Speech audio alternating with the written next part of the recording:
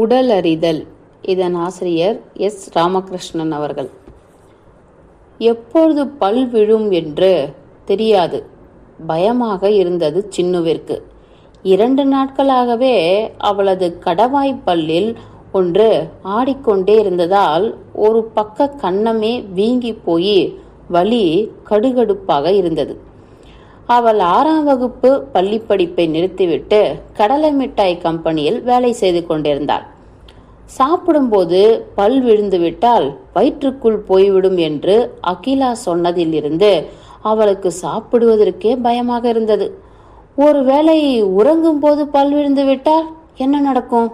வயிற்றுக்குள் போய்விடுமா? சின்னு தானாக பல்லை பிடுங்கி எடுத்து விடலாம் என்று அவ்வப்பொழுது ஆட்டி பார்த்து கொண்டே இருந்தாள். பல்லை சுற்றிலும் ரத்தம் கன்றி போனது போல் இருந்தது. பற்களின் மீது ஆத்திரமாக வந்தது. எதற்காக இந்த சனியன் விழுந்து தொலைக்கிறது? காது, கண்கள், மூக்கெல்லாம் விழுகின்றதா என்ன? பல் மட்டும் ஏன் விழுந்து முளைக்க வேண்டும்? பல்லில் பாதிக்கு மேலாக கண்ணுக்கும் தெரியாம வெறு கடவாய்க்குள்ள ஒளிந்து கொண்டிருப்பதால அது எப்படி இருக்கும் கூட என்று தெரியவில்லை. சில நேரம் யோசித்து கொண்டிருப்பாள். அதுவும் வலி கண்ட நாளிலிருந்து பல்லை பற்றி வெறுப்பு வளர்ந்து கொண்டே இருந்தது. அவள் வீட்டில் செங்கல்லை தட்டிதான் பல் விளக்குவார்கள். அதுவும் ஒரு சிரட்டையில் தூளாக்கி போட்டு வைத்திருப்பார்கள். பெரிய அண்ணன் மட்டும் தனியாக பேஸ்ட் வாங்கி வைத்திருக்கிறான். அதை மற்றவர்கள் எடுத்துவிடக்கூடாது என்பதற்காக அவன் ஓட்டில் சொருகி வைத்திருந்தான். அவளும் சின்னக்காவும் எப்பொழுதுமே ஒன்றாக செங்கற்பொடியில் பல் விளக்குவார்கள். சின்னுவிற்கு கை வீரர்களால் பல் விளக்கும் போது ஏற்படும் சத்தம் ரொம்ப பிடிக்கும். திருமகள் கடலை மிட்டாய் கம்பெனியில் அவளை போன்று 12 சிறுமிகள் பேக்கிங் செக்ஷனில் வேலை செய்தார்கள். மிட்டாய் அச்சில் வார்ப்பதற்கும் பிரித்து போடுவதற்கும் 4-5 ஆம்பளைகள் வேலை செய்து கொண்டிருந்தார்கள்.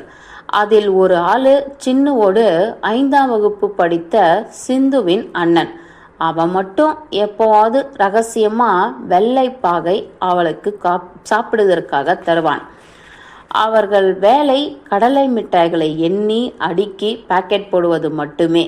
இதற்காக மரப்பலகையில் கடலை மிட்டாயை வார்த்து தட்டி வைத்திருப்பார்கள். அறை முழுவதும் வெள்ள மனம் கமழ்ந்து கொண்டிருக்கும். வேலைக்கு வருபவர்களை கண்காணிப்பதற்காக முத்தியாலு ஐயா இருந்தார். அவர் ஸ்டீல் சேரில் உட்கார்ந்தபடியே நாள் முழுவதும் பேப்பர் படித்து கொண்டே இருப்பார். பொம்பளை பிள்ளைக மூத்திரம் போக வேண்டும் என்றால் கூட அவரை கேட்டுதான் போக வேண்டும். ஒரு நாளைக்கு 2 தடவைக்கு மேலாக அதற்கும் அனுமதி கிடையாது.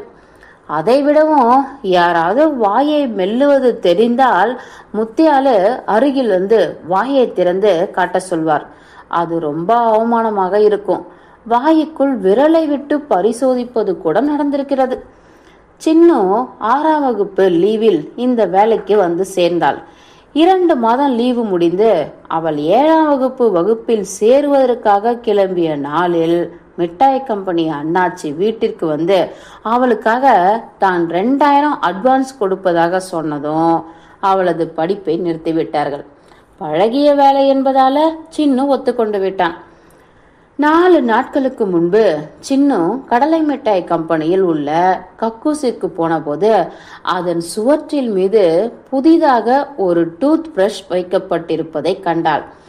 யாராவது லோடு ஏற்ற வரும் டிரைவர் வாங்கி வைத்து விட்டு போயிருக்க கூடும். அதை எப்படி எடுப்பது என்று தெரியாமல் எக்கி எக்கி குதித்து பார்த்தாள். கை தொட முடியாத உயரத்தில் இருந்தது. விளக்கு மாற்று குச்சியால் தட்டிவிட்டால் உள்ளே விழுந்து விடுமோ என்று பயமாகவும் இருந்தது. கக்கூசின் இரும்பு வாளியை திருப்பி போட்டு அது மீது ஏறி எக்கி எடுத்தாள். வாளியின் அடிப்பாகம் பீந்து ஓட்டையாகி அவள் கால் உள்ளே போனது. லேசாக சிராய்ப்பு காயத்துடன் யாரும் பார்ப்பதற்குள்ள அவள் டூத் பிரஷை எடுத்து இடுப்பில் சொருகி கொண்டு வேக வேகமாக தன் இடத்திற்கு போய் உட்கார்ந்து கொண்டாள். யாராவது பார்த்திருப்பார்களோ என்று பயமாக இருந்தது. ஆனால் பிரஷை பற்றி யாரும் கேட்டுக்கொள்ளவே இல்லை. கேஷியர் மட்டும் இரும்பு வாளியை யாரோ டிரைவர் பீத்து போட்டுவிட்டு போயிருக்கான் என்று கத்திக் கொண்டிருந்தார். அவளுக்கு சந்தோஷமாக இருந்தது. இடுப்பில் இருந்த டூத் பிரஷை யாருக்கும் தெரியாம எடுத்து தான் தூக்குவாளிக்குள்ள போட்டுக்கொண்டாள். சாயங்காலம் வரை அவளுக்கு வேலையே ஓடவில்லை. மாலை வீடு திரும்பும்போது அவள் வேண்டுமென்றே ரயில்வே லைனை தாண்டி தான் போவதாக சொல்லிவிட்டு அவசர அவசரமாக நடந்தாள். அவளோடு வேலைக்கு வரும் பிள்ளைகள் ரயில்வே லைனை தாண்டி வரமாட்டார்கள். திடீரென ரயில் வந்து விட்டால் என்ன செய்வது என்று பயமாக இருக்கும். அன்று சின்னு ரயில்வே லைனை தாண்டி போவதற்காக 2 பக்கமும் பார்த்து கொண்டாள். தண்டவாளமும் விழுந்து கிடக்கும் ஆகாசத்தை தவிர வேறு எதுவும் தெரியவில்லை. தண்டவாள ஓரங்களில் இருந்த கம்பிகளின் மீது படாமல் தாண்டி போக வேண்டும். அந்த கம்பியில் மாட்டிக்கொண்டால் கீழே விழுந்துவிடக்கூடும் என்பதால் அவள் ஒரு கையால அந்த கம்பிகளை அமுக்கி கொண்டு பாவாடையை தூக்கி இடுப்பில் சுருகி கொண்டு தாண்டினாள். அப்படியும் காலில் கம்பிப்பட்டு விங்கு விங்கு என்று சப்தம் எழுந்தது. அவள் தண்டவாளத்தின் மரக்கட்டையின் மீதாக நடந்தபடியே அடுத்த பக்கம் வந்தபோது வேலி கருவேல மரங்கள் அடர்ந்திருந்தன. சைக்கிள் போவதற்கான வழி போல ஒற்றையடி பாதை மட்டுமே இருந்தது. அவள் வேலிமுள் பாதைக்குள் வந்து பிறகு யாரும் தன்னை பார்க்கிறார்களா என்று சுற்றுமுற்றும் பார்த்துவிட்டு தூக்குவாளியை திறந்து உள்ளே இருந்த டூத் பிரஷை எடுத்து பார்த்தாள். மஞ்சள் நிறத்தில் இருந்தது. அதை கையில் பிடித்ததும் அவள் அறியாமல் சிரிப்பு வந்தது. அவள் வெறும் பிரஷால் பல்லை விலக்கி பார்த்து கொண்டாள். பல்லில் பிரஷ் படும்போது கூச்சமாக இருந்தது. திரும்பவும் பிரஷை தூக்குவாளிக்குள் போட்டுக்கொண்டு மிக சந்தோஷமாக தூக்குவாளியை காற்றில் ஆட்டியபடியே தனது வீட்டிற்கு நடந்து போனாள். சின்னு வீட்டிற்குள் நுழைந்தபோது லைட் போட்டிருந்தார்கள். மஞ்சள் நிற குண்டு பல்பு எரிந்து கொண்டிருந்தது. அவள் தூக்குவாளியை கழுவுவதற்காக போட்டுவிட்டு சிமெண்ட் தொட்டியை நோக்கி நடந்து போனாள். எக்கி உள்ளே பார்த்தபோது தொட்டியில் பாதி அளவு தண்ணீர் இருந்தது. அவள் ஈய போனியால் தண்ணீர் மொந்து அதில் பிரஷை முக்கி எடுத்து செங்கற்பொடியை வைத்து தேய்த்தாள். பொடி பிரஷில் ஒட்டவே இல்லை. தானும் அண்ணனை போல ஒரு பேஸ்ட் வாங்கி வைத்து கொள்ள வேண்டும் என்று நினைத்தாள்.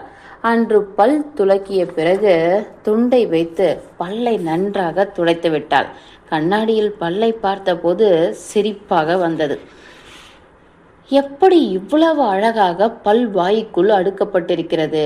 பல்லிற்கு வேறு இருக்கிறது என்கிறார்களே, அப்படியென்றால் அது செடியா என்ன?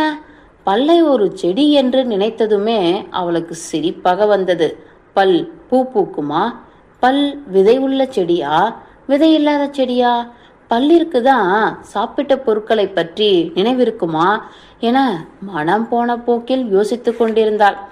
அதன் பிறகு காலையிலையும் மாலையிலையும் ரகசியமாக அந்த பிரஷால் தான் பல் துலக்கினாள். தனது டூத் பிரஷை யாரும் பார்த்து விடக்கூடாது என்பதற்காகவே பிளாஸ்டிக் காகிதத்தில் சுற்றி ஒளித்து வைத்துவிட்டு சென்றாள். ஆனாலும் அவள் வேலைக்கு சென்றிருந்த பகலில் பிரஷை சின்ன அக்கா கண்டுபிடித்து அவள் புது பிரஷ் வாங்கியிருப்பதாக அம்மாவிடம் மாட்டிவிட்ட போது ஏதடி காசு என்று அம்மா காதை பிடித்து திருகி மண்டையில கொட்டியதும் சின்னு உண்மையை சொல்லிவிட்டாள். ஆத்திரமான அம்மா அவள் முதுகில் இன்னொரு அறை போட்டுவிட்டு கையில் இருந்த பிரஷை பிடுங்கி எரிந்து கொண்டிருக்கும் விறகு அடுப்பில் தூக்கி போட்டாள். பிளாஸ்டிக் உருகும் வாடை வீடெங்கும் பரவியது. பெரிய அக்கா சின்ன அக்கா இருவரும் கூட அவளை அன்று இரவு வரை திட்டிக் கொண்டே இருந்தார்கள். ஆத்திரத்தில் பல்லையெல்லாம் பிடுங்கி போட்டு விடலாமா என்று சின்னு முயற்சித்தாள். ஆனால் பல்லை அசைக்கவே முடியவில்லை. இது நடந்து ஒரு 2 நாளுக்கு பிறகான காலையில் தான் அவள் பல்லிலிருந்து ரத்தம் வடிவதை கண்டாள். கம்பெனிக்கு வேலைக்கு வந்தபோது கூட அந்த வலி நீண்டு கொண்டே இருந்தது. அகிலா அவள் பல்லை பார்த்துவிட்டு, பல்லு ஆடிக்கிட்டு இருக்குதுடி, தானா விழுந்துடும் என்றாள்.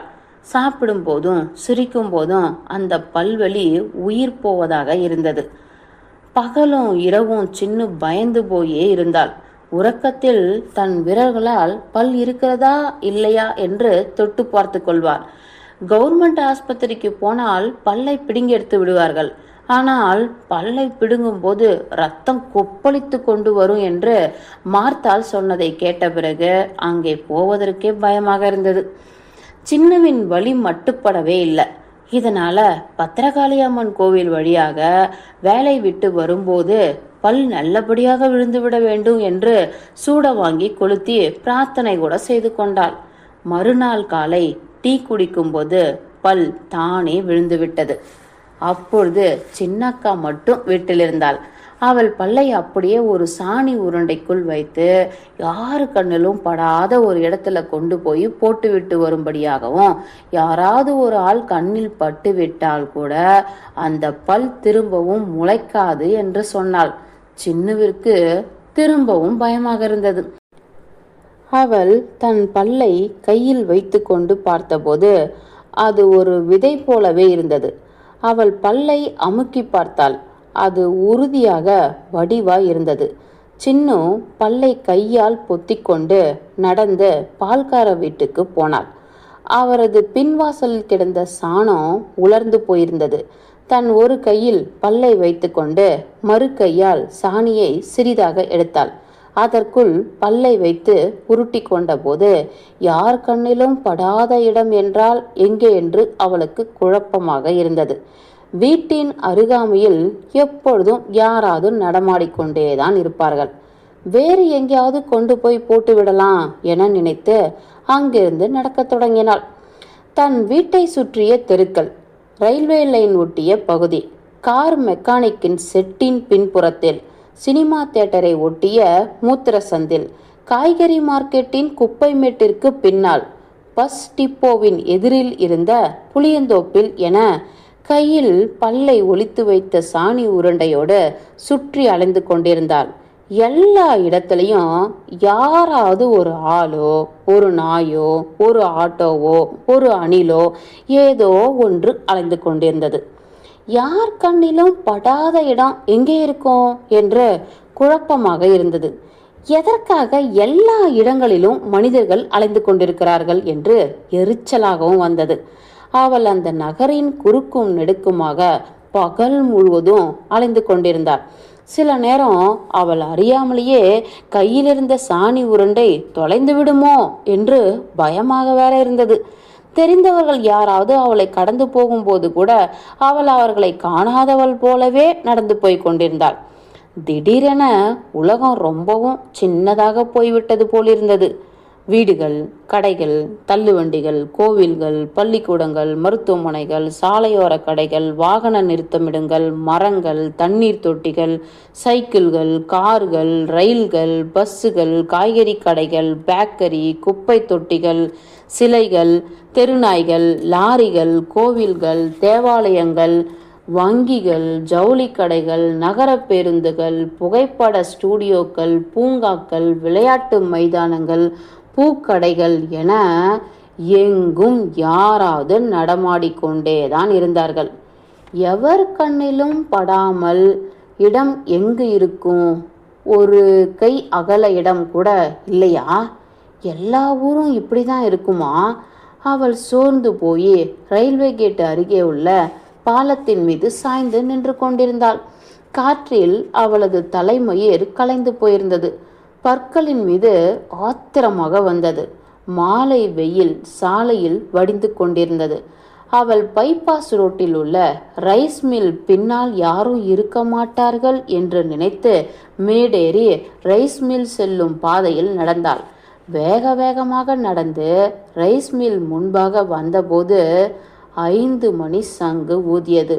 அவள் தும்பச்செடிகள் பூத்து கிடக்கும் ரைஸ் மில்லின் பின்பக்கமாக நடந்து போனது. எக்கச்சக்கமா காலிய அட்டை பெட்டிகள், ஈரத்தில் நனைந்து இற்று போன சாக்குகள் கிடந்தன. கிழித்து போடப்பட்டிருந்த காலண்டர் காகிதங்களில் ஒன்று பறந்து கொண்டிருந்தது. அவள் தன் கையில் இருந்த பல்லை வீசி எறியலாமா என்பதற்காக சுற்றிலும் பார்த்தாள். தொலைவில் ஒரு சிறுவன் எருமைகளை மேய விட்டு கொண்டு அவளையே பார்த்து கொண்டிருந்தான். அவன் பார்த்து கொண்டிருக்கிறானே, என்ன செய்வது என்று குழப்பமாக வந்தது. இந்த இடத்தில் போட வேண்டாம். பெட்ரோல் பேங்க் இருக்கும் பகுதியில் ஆள் நடமாட்டம் இருக்காது, அங்கே போய் போட்டு விடலாம் என்று அவள் தும்பை செடி ஒன்றை கையில் பறித்தபடியே இன்னும் கொஞ்சம் தூரம் நடந்து சென்றாள். அவள் பெட்ரோல் பேங்கை கடந்த போது அங்கே ஒரு டிராக்டரை பிரித்து போட்டு சிலர் வேலை செய்து கொண்டிருந்தார்கள். காலையிலிருந்து அவளது கையில் வைத்திருந்த சாணி உருண்டை உலர்ந்து இறுகி போயிருந்தது. இனி என்ன செய்வது என்று தெரியாமல் அவள் வீட்டிற்கே திரும்பிவிடலாம் என்று இருட்டுக்குள்ளாக நடந்து வர துவங்கினாள். இந்த பல்லால் தான் இத்தனை பிரச்சனையும் என்று திரும்ப திரும்ப தோணிக்கொண்டே இருந்தது. நாளைக்கு மிட்டாய் கம்பெனிக்கு வேலைக்கு போக வேண்டும் என்பது வேற அந்த எரிச்சலை அதிகப்படுத்தியது.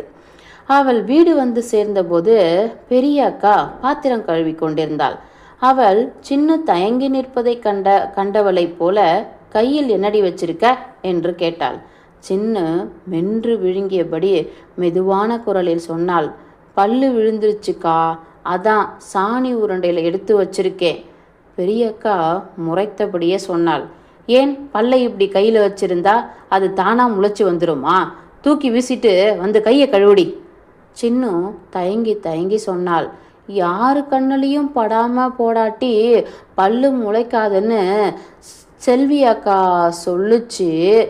பெரியக்கா ஆத்திரத்தோடு அவள் கையில் இருந்த சாணி உருண்டையை பிடுங்கி இருட்டிற்குள் வீசி எறிந்தபடியே எல்லா இடமும் கண்ணுல படாதுதான், போய் வேலையை பாரு என்றாள். இருட்டுக்குள்ளாக பார்க்கும்போது அவள் சொல்வது நிஜம் போலதான் இருந்துச்சு. சின்னு குனிந்து ஈயவாளில் இருந்த தண்ணீரை அள்ளி முகம் கழுவினாள். வாயை கொப்பளிக்கும் போது ஓட்டைப்பல் வழியாக தண்ணீர் வெளியேறுவது சிரிப்பாக வந்தது. ஒரு ஓட்டைப்பல் ஏற்படுத்திய இடைவெளியை நாவால் தடவி விட்டாள். மிக சுகமாக இருந்தது. அவள் திரும்பவும் கையில் தண்ணீரை அள்ளி வாய் முழுவதும் நிரப்பி ஓட்டைப்பல் வழியாக ஒழுகவிட்டாள்.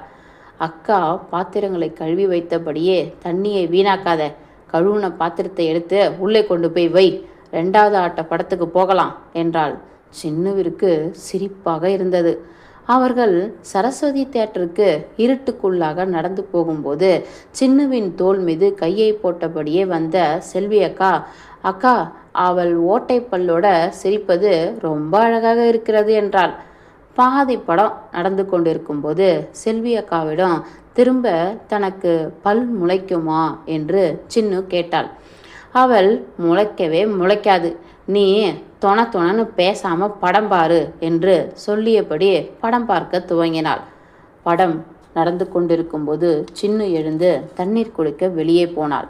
வேப்ப மரத்தடியில் இருந்த சிறிய குழாயை திருக்கி நைந்து போய் கிடக்கும் பித்தளை டம்ளாரில் தண்ணீரை பிடிக்கும்போதோ ஏதோ தொண்டையை அடைப்பது போல் இருந்தது. அவளுக்கு திடீரென அழ வேண்டும் போல் இருந்தது. சின்னு இருட்டிற்குள் நின்றபடியே அழுது கொண்டிருந்த போது உள்ளே சினிமா ஓடிக்கொண்டிருந்தது.